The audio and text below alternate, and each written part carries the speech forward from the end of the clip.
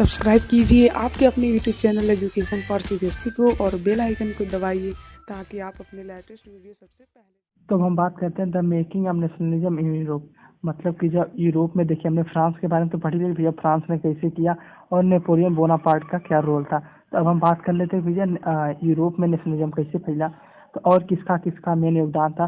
तो इसमें मेन योगदान 3 लोगों का था। पहला तो हमारे अरिस्टोक्रेटिक ग्रुप का था और मिडिल क्लास का, दूसरा कंजर्वेटिव का और तीसरा लिबरल का। ठीक है, तो कुल मिला जुला कर हमें इन तीनों बात पर ही डिस्कस करेंगे और वन बाय वन मैं आपको बताऊंगा। तो बहुत ध्यान से सुनिएगा, आप लोगों को और जरूर समझ में आएगा। तो पहला हम लोग समझ सकते हैं कि अरिस्टोक्रेसी ग्रुप क्या होते हैं।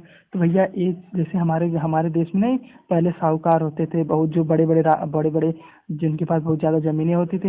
मतलब कुल मिला जुला कर ये लोग क्या होते थे, जिसके पास बहुत ज़्यादा पैसा होता था वो लोग ही अरिस्टोक्रेसी ग्रुप में आते थे। मिडिल क्लास वाले क्या थे, कभी कभी मिडिल क्लास वाले क्या होते बताइए, मिडिल क्लास वाले बहुत एजुकेटेड थे और इन लोगों के पास नेशन के बारे में, कॉन्स्टिट्यूशन के बारे में, असेंबली के बारे में, इन सब के बारे में जानकारी रहती थी। तो ठीक है, तो कुल मिला जुला कर अरिस्टोक्रेसी ग्रुप हो चाहे मिडिल क्लास ग्रुप हो, दोनों क्या थे, सोसाइटी पर हमेशा डोमिनेट रहते थे। क्यों?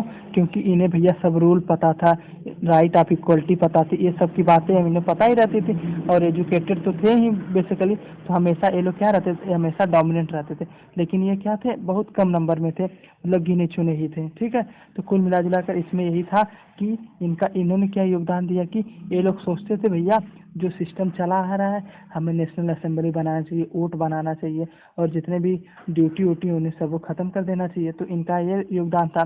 ठीक है, तो कुल मिलाकर तो ध्यान क्या रखना कि एजुकेटेड थे और बहुत कम नंबर में थे, पहला ही हो गया। और दूसरा हम बात करते हैं कंजर्वेटिव के बारे में। तो जो कंजर्वेटिव वाले थे, इनकी थिंकिंग थी कि भैया मतलब राजाशाही वाला, मतलब कि मोनार्ची गवर्नमेंट ही बढ़िया रहेगी। क्यों बढ़िया रहेगी? क्यों? ये लोग सोचते हैं कि उसके थ्रू अगर कोई मान ली फैमिली है तो जैसे राजा का बेटा राजा होता है, तो वही कॉन्सेप्ट ये लोग सोचते थे कि भैया इसके थ्रू ही रहेगा।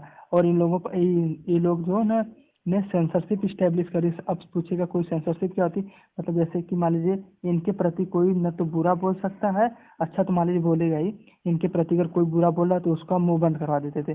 जैसे हमारी मीडिया तो फ्री गवर्नमेंट को क्या करते थे, क्रिटिसाइज कर सकती है, लेकिन जो कंजर्वेटिव थे इन्होंने मीडिया मीडिया हुई ना, जितनी भी बाकी चीज़ें थी सब पर क्या कर दिया था, सेंसरशिप इस्टेब्लिश कर दिया था।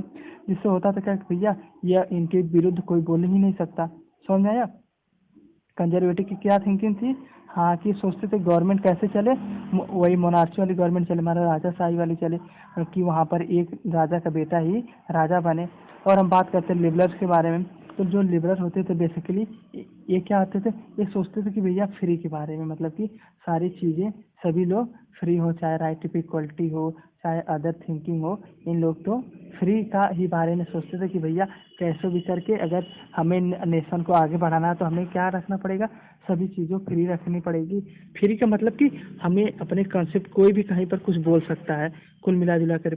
और इन्होंने ही कॉन्सेप्ट गवर्नमेंट दिया कि जितने भी गवर्नमेंट बने वो भी चूज करके ही बने। तो कुल मिला जुला कर इनका भी यही थिंकिंग था। ठीक है, समझ में आया? तो हम आगे बात करते हैं कि देखिए इसी में एक होता है ट्रेटी ऑफ वीना।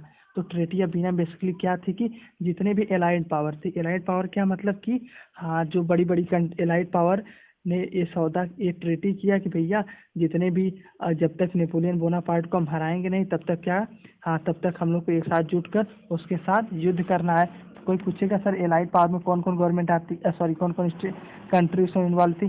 पहला तो आपकी ऑस्ट्रिया थी, फिर ब्रिटेन और फिर पर्सिया और रसिया थी। ये 4 कंट्री थी। कौन कौन?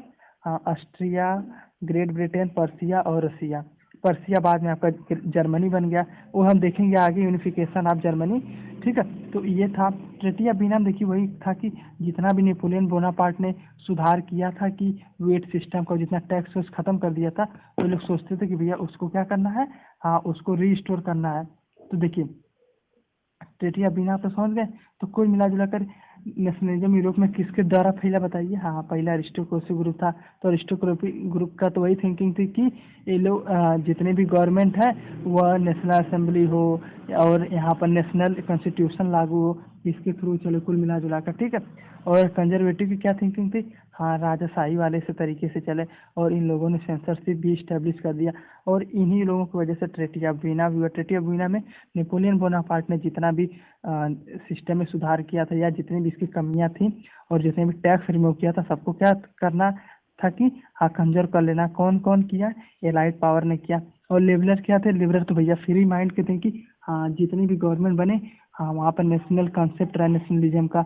और क्या रहा, सबको राइट ऑफ इक्वलिटी रहा, राइट ऑफ एजुकेशन है, कुल मिला जुला कर रिफार्मल था। तो समझ गए।